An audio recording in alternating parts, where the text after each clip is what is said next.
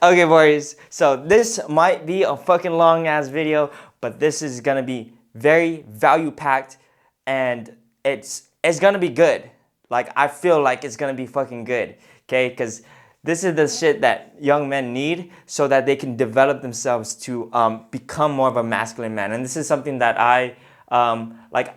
I feel like I will use myself, like I am going to use this myself and just applying it so I could become more of a godly man, a more masculine man in pursuing God and just living my life like with just that masculine fucking aura. Okay? So the title of this video is called 7 Ways to Become a Soldier of God. Now, does that sound fucking awesome as fuck, right? A soldier of God, meaning that we are men, we're godly men pursuing the Lord, pursuing God-given purpose, God's purpose for us, and just like creating ourselves into the image that He wants us to be, cultivating our own potential and shit like that. And so we are gonna go straight into this video, okay? So number one, the number one way to become a soldier of God is to pursue your God-given purpose 100%.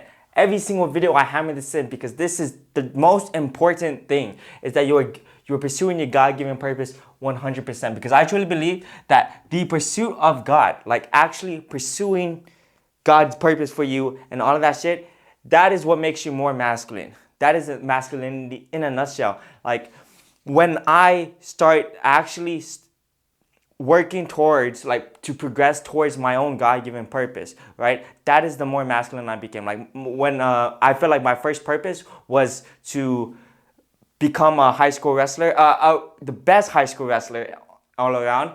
When I did that, I started hitting the gym. I started working out. I started putting in the fucking work. I quit the vices and shit like that. My life, I genuinely all around became more masculine because of it. Okay? And so the more you pursue God, like actually pursue God, not in some like lame ass 50% way, like, oh, I'll just go to fucking church, I'll just go to church on Sundays, but every other day I'm just living towards the devil's temptations, you know what I mean?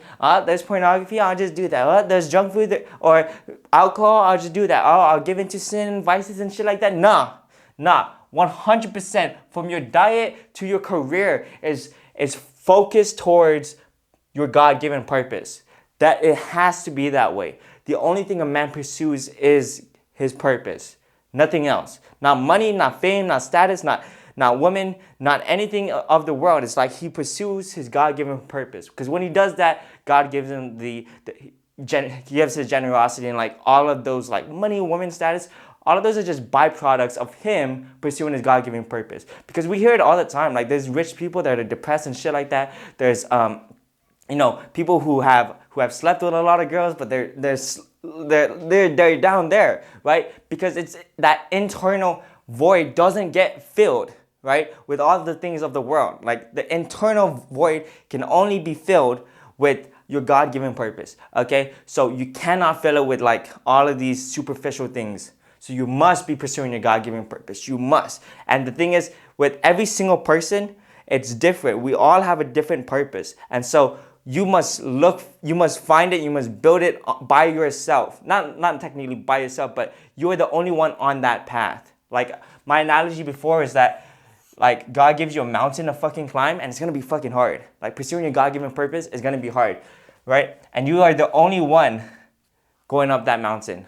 This is the only mountain for you to climb. Nobody else has the roadmap to climb it. Nobody else has the trail map to navigate it. You got to navigate it yourself. So there's going to be trial and errors. There's going to be a realignment to the path, but you got to stick to it, okay? Because the higher you climb, the higher you reach your deepest purpose, your deepest desire, and therefore you get more fulfillment and shit like that, okay? And so that is number one. Okay? Number two, fortify the temple of God. Okay? What is the temple of God? You feel me? So the temple of God is your body plus your spirit. Okay? You guys gotta understand. Your temple, yourself, you are. God cannot work in you if it's like intoxicated, if it's not a clean temple. Remember, this is a sacred thing. I don't know why so many people think it's okay. It's okay to drink, to get fat. It's okay to intoxicate the body that that holds that can with that holds the Holy Spirit and the and God, right? Because God can't work within you if it's clouded with fog and intoxication and shit like that. And so this is why it's very important. Like as a man, you must be like keeping your body in check. You must be like training. Training meaning hitting the fucking gym, running or some shit. Honestly, I don't fucking run. But like you must be like keeping your body in check. Like so many like me personally, one of the first purpose, like what I said, was to become the wrestling captain or best high school wrestler. That involved working on my body. That involved not sleeping late, so I can actually recover from the gym, right? That required me to get in better condition, better physical condition, so that my temple, myself, is in great condition to withhold my godly powers, right? That's literally how I freaking smack some kids, how I won my gold medal, because my temple was fucking good. Compared to other people, they're eating pizza before a match, they're eating junk food, they're sleeping late at night. My temple is fucking good, and so I'm able to give out more godly power than these other kids. You feel me? And so you want to be training, you want to pray, you want to meditate, right? You want to just cultivate that body and that spirit. Especially like, okay, so like I said, the body, I emphasize like you got to work out and shit like that. But also the spirit. Like you can't be consuming things that makes your spirit worse, right? And I kind of realized this in my own life. It's like when I started consuming like bad music, right? And they're saying, fuck this, no, you know what I mean? And what's that called? I stopped meditating and stuff like that. And I just bring in negative and energy. You start to realize like you start thinking negatively, subconsciously, right? And so, don't what's this called? Don't ruin your own spirit, your own mind, your own body, because these are things will ruin your temple. Okay, you are your temple, so you take care of this. You take care of this on the spiritual realm, on the body, in the mind. Okay, so yeah, and this one too. So that's why I was saying don't ruin it. You can ruin it with these vices. Like pornography will ruin your fucking brain. It will subconsciously affect the way that you think. Smoking weed, all these vices, alcohol and shit like that. Scrolling on social media, and all of those things will mess up your temple. You want to keep your temple sacred, right? Don't just be consuming too much shit because that's gonna fuck it up, okay? So don't do that. Okay, number 3, delight in God-honoring labor. What does this mean? This means you put in the fucking work, okay? Because work equals progress towards purpose. You cannot make progress towards your God-given purpose if you do not put in the work. It is really as simple as that. Like, in order for man to go here, he must, to cover this distance, takes work, okay? If he's passive, if he's just sitting down there, he's not going to progress, okay? So you gotta delight in this. Because if you're pursuing your God-given purpose 100%, like your whole life is dedicated towards God, is towards achieving what He has planned for you. If your whole body is doing that for the whole time you're alive, you're going to be working for the whole time that you're alive. So you might as well delight in it. Like actually like the work that you are doing. Actually love the process of doing the work. And it is very prevalent in my life. Like I really realized this recently. We go back here, the reason why I lately haven't felt the delight in the work, in like this kind of work before, like why I was 1 week off, was because my temple was filled with junk shit. It was filled with vices. Like I was watching anime, I was just scrolling on social media and shit like that. I was consuming junk food. My tempo was bad, and therefore that overstimulation, like that too much dopamine, caused me not to delight in the God-honoring labor. Okay, so I put this in very good steps, not gonna lie, because if you gotta go in sequential, you don't need to go in sequential order, but like it makes sense. They are intertwined, is what I'm trying to say, and so by by keeping your temple clean, right? You will be able to delight in the labor. So many people don't like doing the work, and odds are, and I don't believe I don't believe it's because the work sucks. Like, yeah, the work sucks, right? Yeah, it's hard. Yeah, it's that. But like, there's people that like it, and that's because they're pursuing their God-given purpose. It is because they're not taking in these vices. Okay, so if you want to delight in the God-honoring labor, like actually feel good about doing the work, stop doing the vices. Stop playing the video games. Stop doing the things that are bad for you, because those will steer you off the path. Okay, it shouldn't be that hard to pursue your God-given purpose. You know, God doesn't make it that hard. What it is that the devil is actually distracting you, making it feel like it's harder than it actually is, making it feel like you don't want to do it, right?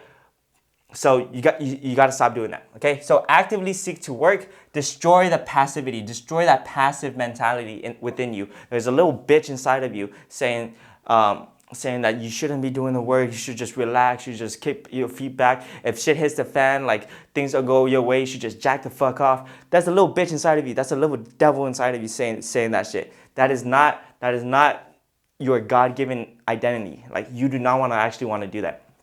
And so actively seek to work, okay? Delight in it. Number 4, be fearless in faith, okay? What does this mean? This means that, like, to have faith, it's like basically to have courage, because courage equals trust in God. You got to understand, like, when we consume too much, how do I draw this? I don't know how to draw consumption, but like when I take in too much shit, I start to have overconsumption. Basically, like the story I like to always turn back to when it comes to consumption is that Adam and Eve ate from the tree of knowledge. They consumed too much knowledge, information, right? And with that information, that's what causes a lot of harm, right? Because it produces like overthinking about the future, what opinions of other people and shit like that. When in actuality, if you just had faith in what God has commanded you, like what God told Adam to do, like stick to his commandments, don't eat from the fruit, just have faith in what he says, have faith in what God has planned for you, right? Instead of looking elsewhere and thinking, oh, maybe I shouldn't listen to that because of this, having more knowledge. No, you gotta trust in God, okay? Trust in God. Trust that the path that he put you on is necessary for your growth, okay? The path that he put you on is the right path. So basically, like that path, you're gonna have to embrace your edge, okay? So like the analogy I like to think about is this little circle, right? And in the middle, inside is your comfort zone, right? So in here, you can run around, do whatever you want. But again, if you're just in comfort, you don't grow. You're not working, and therefore, this is basically the passive zone. This is where all passivity happens. And you don't want that. Again, what we said with delighting God, honoring labor. You cannot grow, you cannot pursue your God-given purpose, make progress towards it if you don't do the work. And so you don't want to be inside the circle. Okay? But on the other hand, you don't want to jump too far out. Okay? If you come all the way out here, you're way outside your comfort zone. You're way outside your area of growth. And therefore, you're going to be hit with a bunch of things you're not ready for, right? And you're not ready to jump all the way outside. When you do that, it's like you don't grow at all, right? And so God doesn't give you God doesn't put problems in your life that you are not ready for. And so don't go out of your way to do that, to do things that you're not ready for. What you want to be doing is embrace the edge of this comfort zone, right? You want to be right here, because here is where you are optimized for growth, okay? And it's not completely comfortable. You're in this uncomfortable spot because right next to it, like right on the edge of it, is fear, right? And so you gotta embrace this edge, because this edge is basically where you will grow, okay? and it's uncomfortable. You're going to need, right here, courage. Okay? You're going to need courage to stand here 24/7, because when you're here, you are actively pushing against it, pushing against your comfort, pushing against the passivity within you, and actually facing fear head on. Okay? And in order to do that without falling over, without falling, like, I like to think of this like a cliff. Like, right down there is a cliff, so if you jump, you actually like die and shit. I like to think about like you're just leaning over, right? And you know, you gotta have faith that nobody's gonna push you over. That God has your back, right? You know that little falling TikTok reel or some shit. Like, we don't put your trust in man. That type of shit. Yeah, put your trust in God. Okay, so trust that God will have your back, so you don't fall off your fear or your edge. Okay, so that's number 4. Be fearless in faith. You gotta have faith that the things that God has put in your life is there for a reason. That the problems in your life, you can achieve it. You can actually grow out of it. You can actually become better and persevere. Like, God didn't do that for no reason. Like, He only puts things in your life that you can actually overcome. Okay? And so have faith is basically the moral of that story. Okay? Number 5, give your God-given gifts fully. Okay? So you guys gotta understand, you are unique plus potential. Okay? So I got all equals on every single one. But yeah, because you're unique. Like, you're not the same person as the person next to you. Even if you're an identical twin, like, you're going to have different experiences. Okay? Like, I don't know why I put up the identical twin example, but like, you're going to be very unique to another person. And as I said with your God-given purpose, every single person has a different purpose, has a different calling, and therefore you have a different gift, than another person. You are unique, and therefore you have to give that gift. Okay. But the problem with that is that it's locked behind potential. Okay, you have God-given potential within inside of you, and in order to cultivate that, in order to cultivate your gifts, you have to give it. Okay, so it's like I remember the saying in the Bible is like, give generously and you'll gain even more. And the way I interpret that is that when you give 100%, right? Like, generously, like, you don't want to give, like, if you think about generously, like, if you have if you think about generously, you're not giving like only 10%, you're not giving like 20%, you're giving a lot more. And what's the most generous you can do? Give everything. Okay, that's super duper generous. So I like to think about this to the extreme. So if we are giving generously, right, and we gain even more, so that means if we give 100% of our gifts, we will get actually more. And the way I see it is that when you do that, when you start giving your gifts fully, you start actually cultivating them. You start getting better at it. So like, for example, with these YouTube videos, I feel like it's my gift to teach on cameras, right? It is my gift to relay this information to you guys over YouTube and shit like that. The problem is that I'm probably not going to be good in my first video. Okay, so I have potential. Like, I feel like it was a gift, but at the same time, I need to cultivate it. I need to be actively putting in the work, the God-honoring labor, in order to make it, to grow it, and to make it better. You know. So by making these YouTube videos, and this is my example, right? Making these YouTube videos, I get better at speaking. I get better at giving my ideas on the camera. I get better.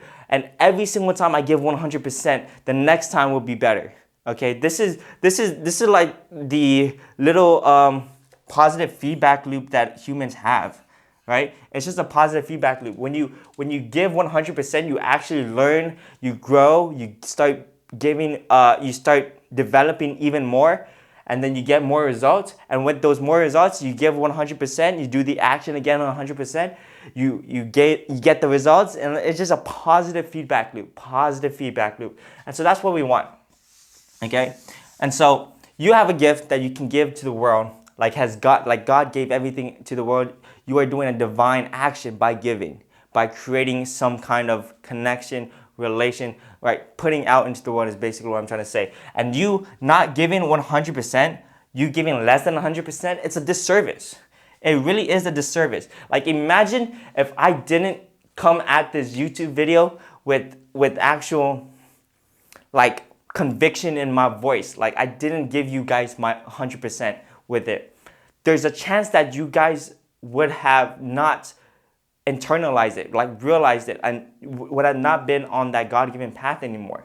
Okay, so it's like I have to give 100%. I have to give it my all, because there's a chance that there's a small chance that, you know, the other person is, I'm going to do them a disservice.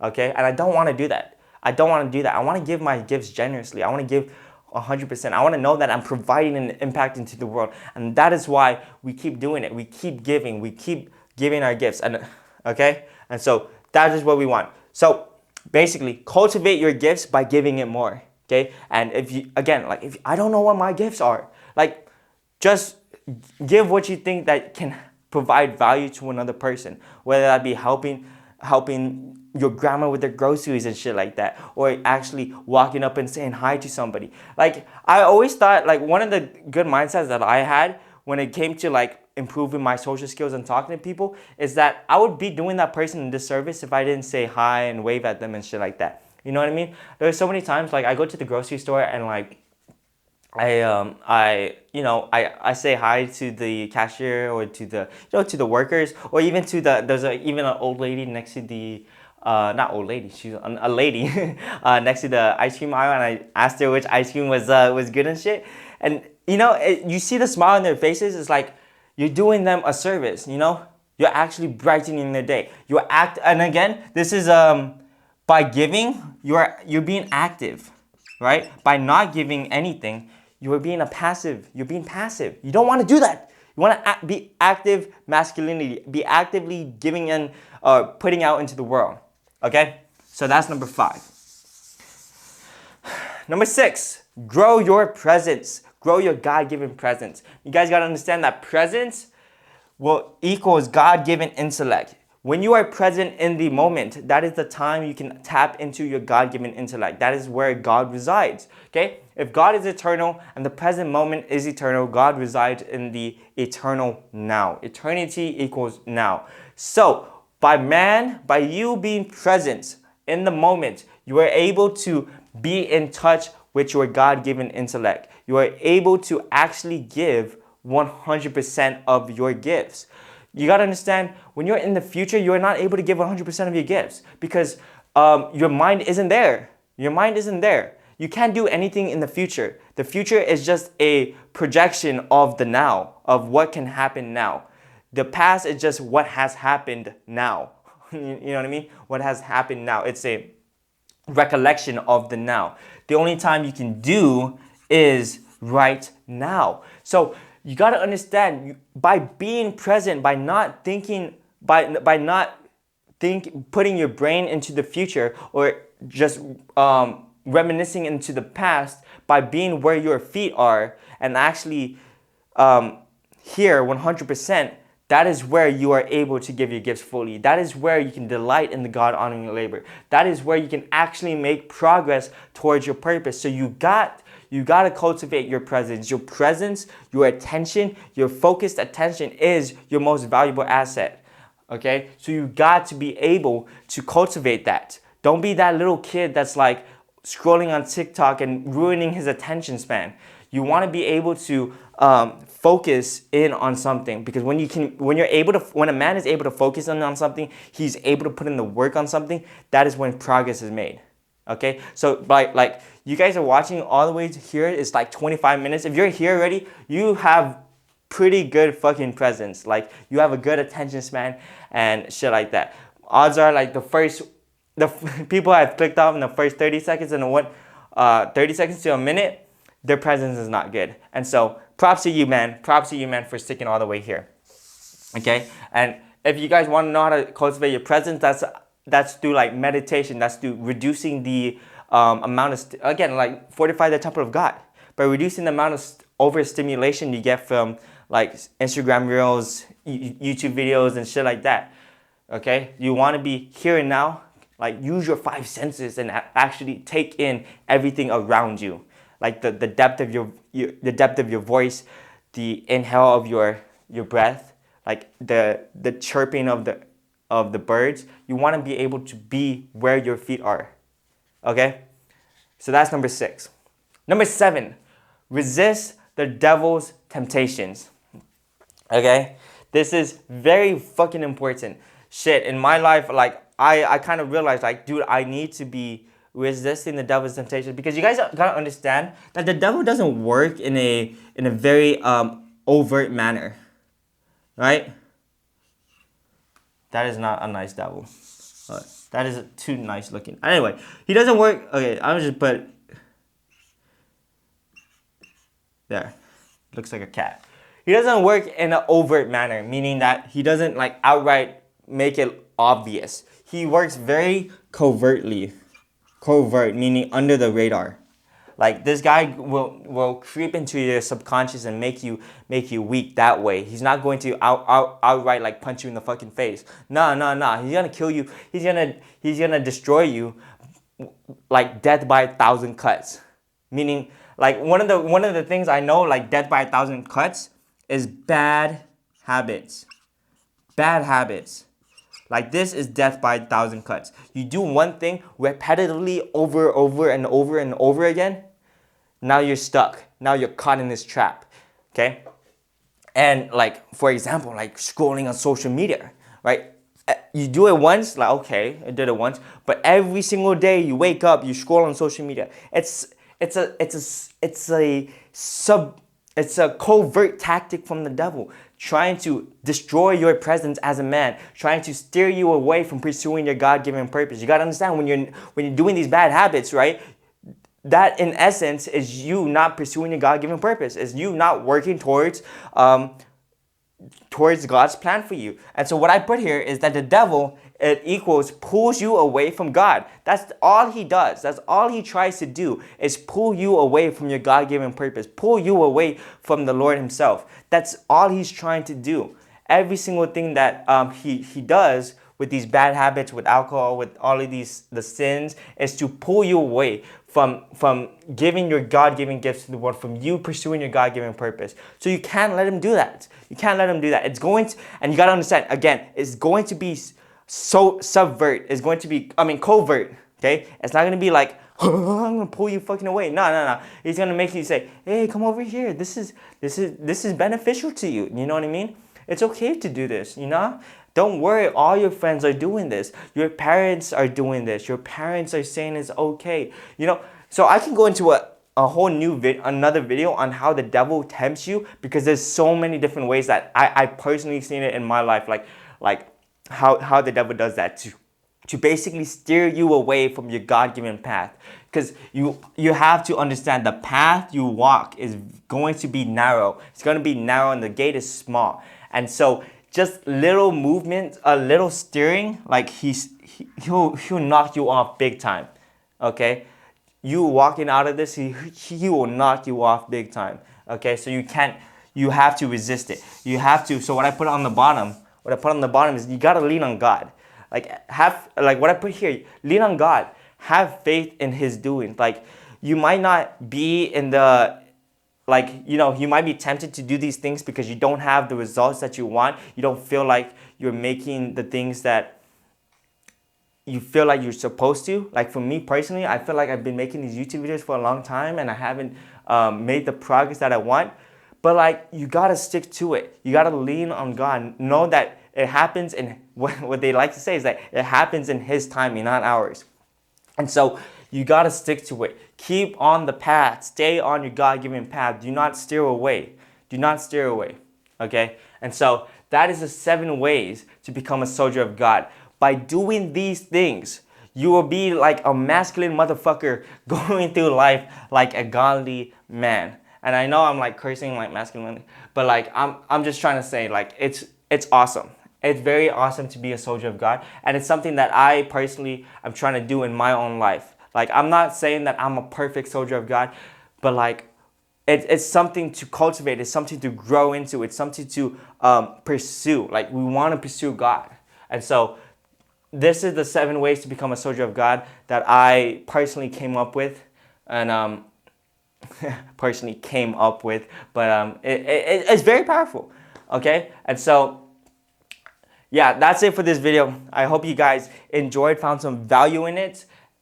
And yeah, let me know what you guys think in the comments down below. And I'll see you guys later. Deuces.